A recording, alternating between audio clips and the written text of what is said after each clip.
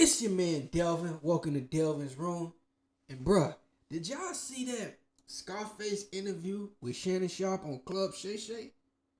That was one of the best interviews this year, low key. Like, Scarface is a deep brother. And for Shannon platform, he needed that right now. You feel me? And Shannon asked the right questions. It got very deep. And Scarface gave him some great performance, right? So now it got me like, Shannon might be able to make a comeback after the dust settles, because Shannon, whether you like to admit it or not, Shannon does have good journalistic skills. He knows how to conduct an interview.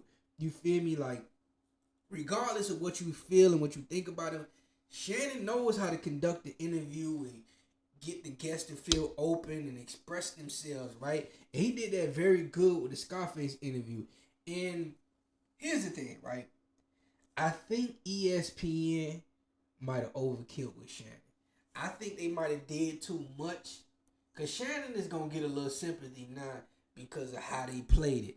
When they decided to fire Shannon around the same time his brother's going to the Hall of Fame, to make that announcement right then and right there, that was you feel me? That was like a stab, you feel me? That was not no regular thing. They did that purposefully.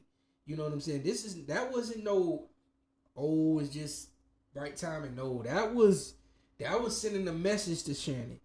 And people seen it in real time, and I think Shannon is gonna get a lot of sympathy from other people in the industry.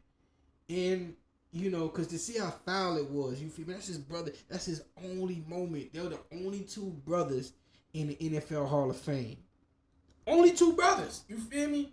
Like, a lot of people want to see if Eli go in there with Peyton, but only two.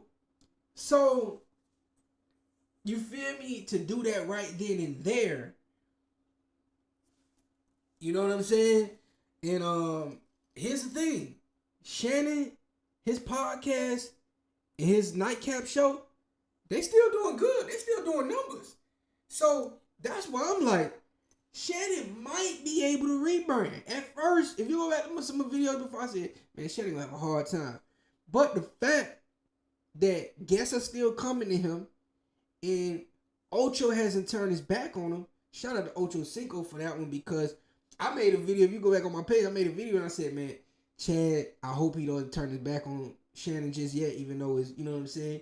Because Shannon looked out. Let's just reciprocate, you feel me? And a lot of people was in the comments, man, Chad, you about to go to ESPN, you about to leave Shannon, whatever. That be what's wrong with black people sometimes, bro. We turn our back on each other when shit get too thick, bro. And that's why certain niggas, when they go on top again, they be like, fuck y'all niggas. Y'all left me when I was down, you feel me? So, a lot of people are saying, oh, Shannon, man. I'm glad Chad didn't turn his back on Shannon just right then and there. You feel me? Fuck that. I'm glad he didn't. So regardless of what you feel and what you think about Shannon, what he did was immoral. That's really don't have no bearing on anything. He didn't do anything illegal, and they're treating him like a criminal. You feel me? He's not guilty of anything and treating him like he's guilty of something. You feel me? Did he get with this young girl? Yes, but was it illegal? No. So that's what you have to put into perspective. Feel however you want. You can feel Shannon's an old dirty man or whatever like that. You can feel that way. You can have that feeling. But he didn't do anything illegal. So that's something we have to keep in mind. He did nothing illegal. So that's why I think not everybody's gonna turn their back on Shannon. I think ESPN doing that overkill like they did, they might have just gave Shannon some more life. It's your man Delvin. Delvin's Room to the next